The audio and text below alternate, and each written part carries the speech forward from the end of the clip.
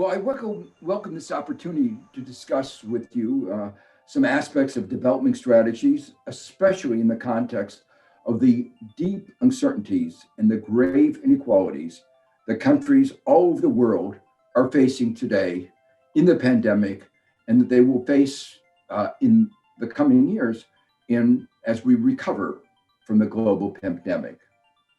There are deep uncertainties about the shocks that we are likely to face. There are deep uncertainties about the impacts of those shocks on our economy. And finally, there are deep uncertainties about the responses of the economy to the policies that we undertake. These uncertainties should give us a great deal of humility about economic policy. For decades, neoliberalism ignored these uncertainties. It pushed with confidence a set of policies that, by and large, did not work. And yet, repeatedly, the policies of the Washington Consensus or one form or another of neoliberalism, forms they had in Europe, pretended as if there were no uncertainties, that one could get away with simplistic rules. In Europe, they had simplistic rules like deficits should not be greater than 3% of GDP. Debt should not be greater than 60% of GDP. No regard to the uncertainties about the interest rates, the growth in population, the growth in productivity. It was, you might say, an arrogance about that they really understood the nature of the economy and our society. The irony, of course, was that those set of doctrines of neoliberalism were deeply, deeply flawed. And the result, of course, is that those policies did not work. We faced a series of crises that have shown that that model is wrong and that economic policy based on that models has been misguided. And now we are in a situation where we are confronting the reality we have to reform not only the policies, but the framework within which we make those policies. Two of the examples of the deep uncertainties that were not anticipated by the models were the pandemic through which we are going now, and the 2008 financial crisis. Neoliberalism had argued that deregulation and financial liberalization would unleash unprecedented economic growth. It didn't do that.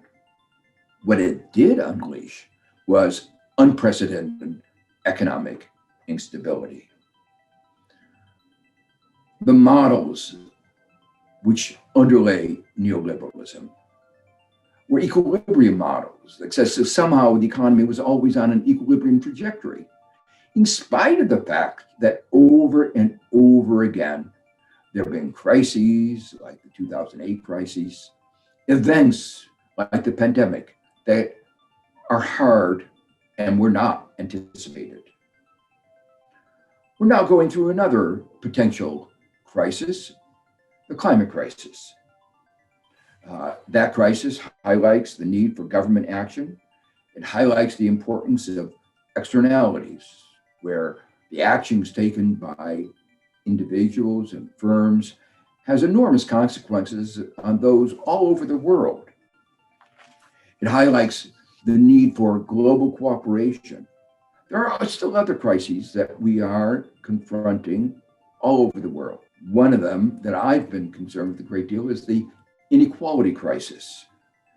The pandemic has further revealed the depths of the inequalities, both within countries and between countries, and has exacerbated those inequalities. The virus is not an equal opportunity virus. It goes after those with poor health, which are disproportionately those with poor income. And that's especially true in those societies where There is not universal access to healthcare, and in which there is deficient systems of social protection. One of the reasons why the United States has been so ravaged by this disease, having about a quarter of the cases, in spite of the fact we have only about 4% of the population. The reason we've been so ravaged, in part, is that we have such poor social insurance system, social protection. We don't recognize in the United States, only advanced countries that doesn't recognize the right of access to healthcare as a basic human right. And the result of that is huge disparities between the health status of those at the bottom and that at the top. And overall, the system is working so poorly that life expectancy today is lower than it was when President Trump became the president, in spite of all the advances in science and medicine that have occurred in the interim. We also face a geopolitical crisis. There's a growth of authoritarianism. The US has been walking away from their international rule of law. There is a potential of a new Cold War. And I'll come back to these issues towards the end. The key lesson from these crises is that problems can't be solved by markets alone. We need to work together, what economists call collective action. The pandemic has shown the consequences of 40 years of neoliberalism, 40 years of denigrating the importance of government, the importance of collective action. The result of that 40 years of denigrating the role of government is that government was less prepared to deal with the pandemic, less prepared to deal with the other crises that I talked about a minute ago. Government was weakened. We all turned to the government in the event of this pandemic, as we did in the event of the global financial crisis. Government in the United States was not able to respond in an effective way. But the irony was that neither were markets able to respond. That at the same time that neoliberalism was talking about markets and weakening governments, it actually was weakening the markets themselves. Because the kinds of rules that were put into place in this era of neoliberalism resulted in markets that were short-sighted, short-term. We saw that in 2008, where the financial institutions looked to how they can make returns in the short run, even when it engaged in excessive risk-taking, as it engaged in predatory lending, market manipulation, a host of harms to our society. But this pandemic has again shown that markets have not worked well. We've been astounded in the United States that our markets could not even produce simple products like protective gear or masks, let alone more complicated products like tests or ventilators. In a way, we created cars without spare tires. We saved a little bit of money in the short run, but of course, we all know what happens when you have a flat tire. We are some distance from the nearest gas station. The cost can be enormous. We save a little bit of money up front, but we pay a big price down the line. And that is the nature of markets when you don't have good corporate governance laws. And unfortunately, neoliberalism restructured the rules of the market economy that had the consequence that not only government became less effective, but so did markets. The pandemic has highlighted a whole series of issues. In a way, it was a natural experiment. It affected many countries, or most countries around the world. But different countries responded differently. And so we could see by looking at the successes and failures, what contributed to those successes and those failures. Economists, social scientists, epidemiologists will be studying this natural experiment, I think, for decades to come. But we've seen enormous successes. Countries like New Zealand, Taiwan, South Korea, poor countries like Vietnam, doing a tremendous job in getting the disease under control. And then we've seen other countries that are total disaster, like the United States and Brazil. And so it is natural for us to ask, what is it that makes for success? Countries that have done well are countries not just with effective governments, with strong institutions and good science. But one thing I want to emphasize is the role of trust.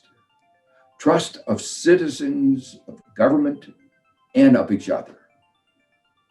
High levels of inequality undermine trust. Undemocratic governments undermine trust. And one of the reasons that the United States has become such a polarized society is, I believe, it's because of our high level of inequality, the highest level of inequality among the advanced countries. I chaired an international commission on the measurement of economic performance and social progress, and then subsequent to that, an expert group at the OECD on the same subject. In our last report in 2018, a little more than a year ago, we emphasized the importance of trust. We also emphasize the importance of developing a series of metrics to assess this. But as we think more broadly about our frameworks of development and responding to crises, we have to go beyond GDP. It's not a good measure of economic performance, not a good measure of well-being, of development, of social progress. In our work, we call for a dashboard of indicators, incorporating, for instance, sustainability, concerns about inequalities, metrics of health. As we confront this crisis, as happened in 2008, this is important, and especially concerns about inequality. One of the things that happened in 2009 to 2012, in the period of recovery, was that 91% of the increase in GDP in the first 3 years of the so-called recovery went to the top 1%. The consequence was that for most of Americans, there was no recovery. And so as the president and the head of the Federal Reserve talked about a recovery, many citizens thought something is amiss. Lack of trust in government. They thought the statistics were being manipulated. Government was not working for ordinary citizens. What they were calling recovery was a recovery for the bankers, the very people who had caused the crisis, but not a recovery for ordinary Americans who were losing their homes by the millions, losing their jobs by the millions. This problem is even greater today. We talk today very explicitly about a K-shaped recovery. And what that means is that the pandemic has not only so much adversely affected those at the bottom compared to the top. The people at the top are continuing with their jobs, zooming around the world. The people at the bottom are experiencing a much higher death rate, a much higher exposure to the disease itself, and a much higher loss of income. And then they're not recovering as well. And there are long-term concerns about the education of their children, where they find it much more difficult to engage in Zoom education. One aspect that is not reflected well in GDP, besides inequality and sustainability that I've just talked about, is the sense of insecurity. Security is very important for well-being and for development. Individuals can't really focus on what is needed for their long-term well-being if they are confronted with high levels of insecurity. Markets don't provide good insurance for big risks. That's one of the reasons why it's so important to have good systems of social insurance. We need to have collective action in these arenas. The deep uncertainties to which I've been referring are also forcing us to rethink some of the old rules that guided economic policy. I mentioned earlier Europe's strictures about not having deficits greater than 3% of GDP, a number that was pulled out of thin air. But there are other numbers equally arbitrary, equally dangerous if they're to be pursued with rigor. And the deep uncertainty shows precisely that danger. Rules like you can't have inflation greater than 2% or debts greater than 60% of GDP. These rules never made any sense. We need to today look for better budgetary frameworks, better frameworks for thinking about monetary policy. We need, for instance, more reliance on automatic stabilizers, more automatic adjustments of programs reflect their underlying objectives, expanding with key drivers like the number of beneficiaries, leaving space for more thoughtful discretionary policies to respond to the deep uncertainties as they get revealed, and they will get. We will be over and over again facing these deep uncertainties. All the lessons I've talked about, the balance between the market and state, strengthening both, the importance of science, social insurance, trust, equality, new budgetary frameworks, represent in some way, the upside to these crises and the deep uncertainty that we faced. We finally confronted the deficiencies of neoliberalism, the deficiencies in the arbitrary rules that have guided policies in the past. And that provides the opportunity for us to rethink the way forward for development, the way forward for running economic policy in countries all over the world.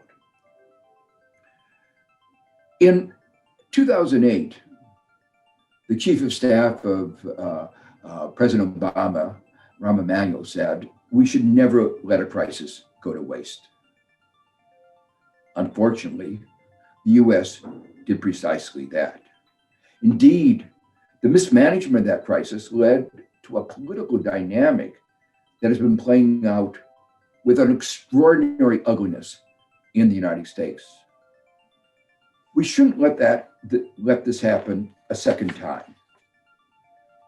I'm optimistic about where we are today.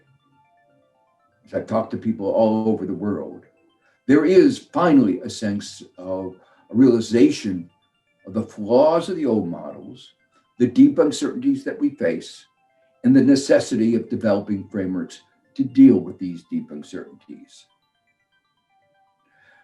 One example of that optimism is what is happening in the United States under the leadership of our president-elect, Joe Biden. What's happening in Europe?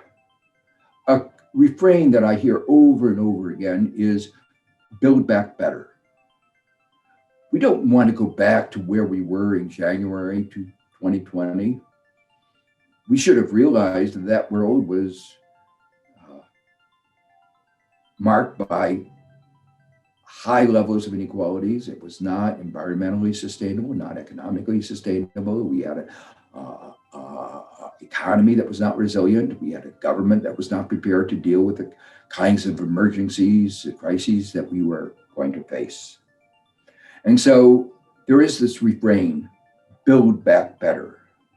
Build back an economy and a society which is greener, more knowledge-based, greater equality. We have to make our money do double, triple duty.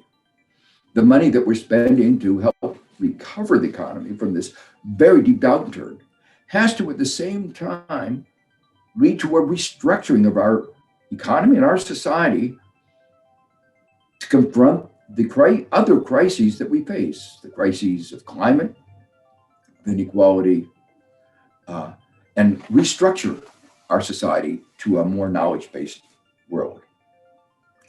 Finally, I can't help but note that the assault on democracy, human rights, basic values that has been going on, especially in the last 4 years by Trump, aided and abetted by his party and by corporate leaders who thought they could use him to get the things they wanted.